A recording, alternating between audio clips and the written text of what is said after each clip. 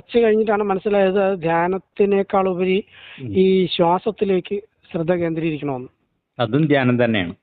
ഓ അപ്പൊ ഈ പ്രാണായാമം എന്ന് പറയുമ്പോൾ ഈ പല രീതിയിൽ പറയുന്നുണ്ടല്ലോ, 4-4-4 പ്രാണായാമം എന്ന് പറഞ്ഞാല് ശ്വാസത്തിൽ ശ്രദ്ധിക്കലല്ല, ശ്വാസത്തിൽ ശ്രദ്ധിച്ചുകൊണ്ട് ശ്വാസം എടുക്കുകയും വിടുകയും ചെയ്യലാണ്. അപ്പൊ ഈ ഞാൻ ഇത്രയും നാളും ചെയ്തത് അബദ്ധമാണെന്ന് എനിക്കറിയാം. അബദ്ധമല്ല, അതൊരു ഹയർ സ്റ്റേജ് ആണ്. അവിടെ എല്ലാവർക്കും അവിടെ സ്റ്റാർട്ട് ചെയ്താൽ ഫലം കിട്ടണം എന്നില്ല. അത് ശരി. മൈൻഡ് ഫോക്കസ് ആവില്ല, മൈൻഡ് ഇടയ്ക്കിടയ്ക്ക് അതെ അതെ, പിന്നെ ഉറക്കത്തിലോട്ട് പോകും. കുറച്ച് കഴിയുമ്പോൾ ചില സമയങ്ങളിൽ എനിക്ക് ശ്വാസം ഇല്ലാത്ത അവസ്ഥയിൽ എത്തിയിട്ടുണ്ട്. പക്ഷെ പേടി വരും ആ സമയത്ത്. പേടിക്കാനുള്ളതല്ല അത്, അതാണ് എത്തേണ്ടത്. എനിക്കൊരു സംശയം, ഇത് ശ്വാസം എങ്ങാനും നിന്നുപോയി നമ്മൾ ചത്തുപോയാൽ ഒന്നും സംഭവിക്കില്ല. ആ അവസ്ഥയിൽ എത്താനാണ് ഇതെല്ലാവരും ചെയ്യുന്നത്. അപ്പൊ എനിക്ക് 1-2 പ്രാവശ്യം അങ്ങനെ വന്നിട്ടുണ്ട്. നല്ലൊരു വെളിച്ചം ഇങ്ങനെ നെറ്റിയുടെ ആ ഭാഗത്ത് വന്നിട്ട് ശ്വാസം ഇല്ല, കൈയും കാലും ഇല്ല, അങ്ങനത്തെ ഒരു അവസ്ഥയിൽ ഞാൻ ആയിട്ടാണ് നമ്മള് കേവല കുംഭക അവസ്ഥ എന്ന് പറയും. ഇത് നേടാനാണ് നമ്മൾ ശ്രമിക്കുന്നത്. അപ്പൊ ഞാൻ ഇനി എന്താണ് ചെയ്യേണ്ടത് സ്വാമിജി? എങ്ങനെയുള്ള സാധകമാണ് ചെയ്യാനുള്ളത്? എത്ര വയസ്സായി ഇപ്പോ? എനിക്ക് 52 വയസ്സായി. എന്താ ജോലി ചെയ്യുന്നത്? ഞാൻ സ്വന്തമായിട്ടുള്ള ബിസിനസ്സാണ്. നമ്മുടെ ഓട്ടോമാറ്റിക് വാട്ടർ ലെവൽ കൺട്രോളറൊക്കെ ചെയ്യുന്നതാണ്. ഗൾഫിലൊക്കെ ആയിരുന്നു, ഇപ്പൊ തിരിച്ചു വന്ന് ഗൾഫിലൊക്കെ ആയിരുന്നു, പിന്നെ ഇവിടെ വന്ന് ബിസിനസ് തുടങ്ങിയതാണ്. അവിടെ ഏതെങ്കിലും പിന്നെ സ്വാമിമാരിൽ നിന്നേ, അല്ല അവിടെ മറ്റേ ഇവിടെ തക്കല ബ്രഹ്മാനന്ദഗിരി സ്വാമിയൊക്കെ ഉണ്ട്, അങ്ങനെയൊക്കെ അടുത്ത് ഏതെങ്കിലും ആളുണ്ടെങ്കിൽ അവിടുന്ന് പ്രാണായാമം പഠിക്കൂ. പ്രാണായാമം പഠിക്കാതെ രക്ഷയില്ല. മനസ്സിലായി. അതായിരിക്കും നല്ലത് കേട്ടോ. നല്ല ഒരുപാട് സമയം എടുക്കും. നിങ്ങൾ ധ്യാനം പ്രാക്ടീസ് ചെയ്ത് പോയാൽ ഒരുപാട് സമയം എടുക്കും. അപ്പോൾ ചിലപ്പോൾ നിരാശനായിട്ട് അതൊന്ന് വിടുകയും ചെയ്യും. പക്ഷെ എനിക്ക് ഭയങ്കര താല്പര്യമാണ്, മറ്റൊന്നിനേക്കാളും എനിക്ക് ഭയങ്കര ഇഷ്ടമാണ്. അതുകൊണ്ട് ഞാൻ ഇങ്ങനെ രാത്രി സമയങ്ങളിലൊക്കെ ചിലപ്പോൾ എണീറ്റിരുന്ന് ഇങ്ങനെ ഇരിക്കും. നല്ലതാണ്. പ്രാണായാമം പരിശീലിക്കുന്നോളം വേഗതയിലാവില്ല മറ്റൊന്നും. മനസ്സിലായി.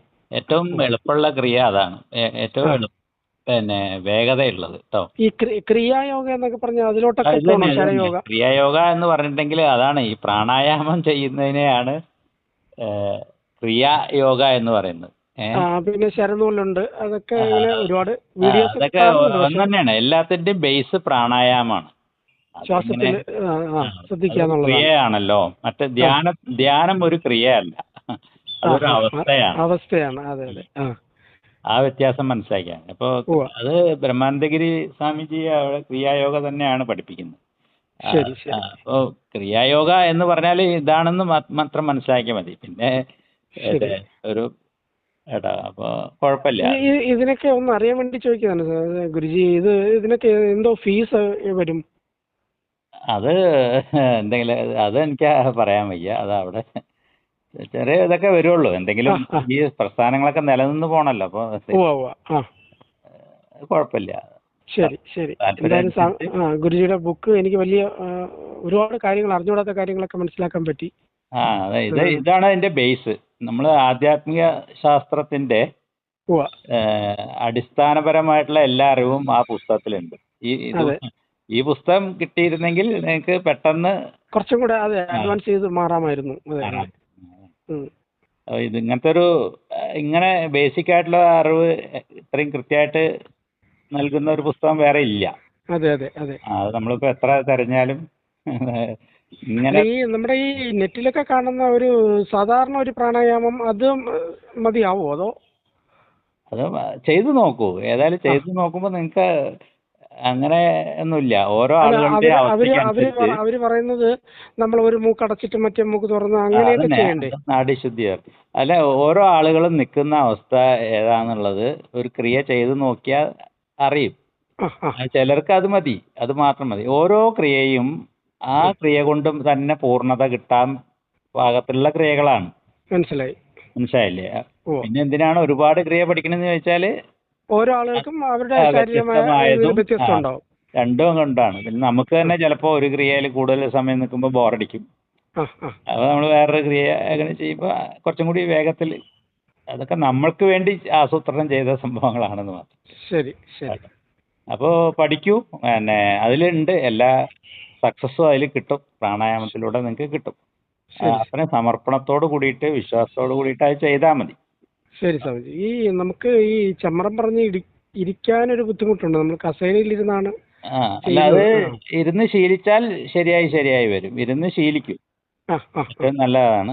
പക്ഷേ പ്രാണായാമമൊക്കെ ഇപ്പോൾ കസേരയിലിരുന്ന് ചെയ്യുന്നതുകൊണ്ടും കുഴപ്പമൊന്നുമില്ല കേട്ടോ. ആ ആ പക്ഷേ നിലത്തിരിക്കുന്നതാണ് എപ്പോഴും നിലത്തല്ല നല്ലത്. മാറ്റിൽ ഇരിക്കുന്നതാണ് എപ്പോഴും നല്ലത്. കാരണം അപ്പോൾ ഈ താഴേക്ക് പോയി നശിക്കുന്ന ഊർജം ആ മുകളിലേക്ക് തന്നെ പാസ് ചെയ്ത് വരും.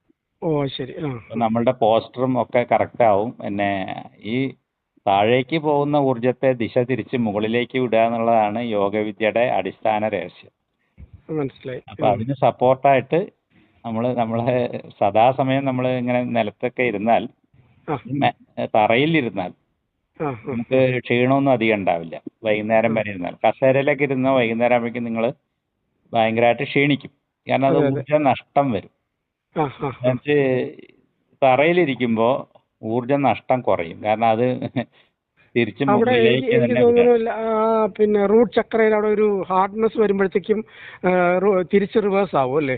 റിവേഴ്സ് ആവും. അവിടുന്ന് ആ, ആ. അതിനെ ഇങ്ങോട്ട് റിഫ്ലക്ട് ചെയ്ത് വിടുകയാണ്. ഓ തിരിച്ചു ഓ വിടുക. ഓ ഓ അപ്പോൾ നമുക്ക് എന്താ വെച്ചാൽ വൈകുന്നേരം വരെ നിങ്ങൾ നിലത്ത് അങ്ങനെ ഇരുന്നാലും നിങ്ങൾക്ക് ക്ഷീണം ഉണ്ടാവില്ല. മനസ്സിലായി. കാരണം എനർജി ലോസ് ഇല്ല. ഇപ്പം നോർത്ത് ഇന്ത്യയിലൊക്കെ പോയി കഴിഞ്ഞാൽ, കേരളത്തിൽ മാത്രമാണ് ഇത്രയധികം കസേരകൾ ആ ആ ഉപയോഗിക്കുന്നവരുള്ളൂ. നോർത്ത് ഇന്ത്യയിലൊക്കെ പോയി കഴിഞ്ഞാൽ ഇപ്പോൾ നമ്മൾ ടെക്സ്റ്റൈൽസിലോ കടകളിലൊക്കെ പോയാൽ അവർ താഴെ ഇരിക്കാനുള്ള തട്ടിട്ട് തരും. എന്നിട്ട് അവിടെ ഇരുന്നിട്ടാണ് അവർ എല്ലാം കാണിക്കലും. അപ്പം ക്ഷീണം കുറയും. ശരി. വല്ലാതെ പതുപതുത്ത മെത്തയിൽ ഇരുന്നിട്ട് കാര്യമില്ല. ആ ആ ആ കുഷനിൽ ഇരുന്നിട്ട് കാര്യമില്ല. കുറച്ചൊരു ഹാർഡായിട്ടുള്ള ഒരു പ്രതലത്തിൽ ഇരിക്കുന്നതാണ് നല്ലത്. ശരി ശരി. ഓക്കെ, എന്തായാലും എടുത്തതിൽ സന്തോഷം സ്വാമിജി. ആയിക്കോട്ടെ. ശരി. പഠിക്കൂ, പരിശീലിക്കൂ. ഓ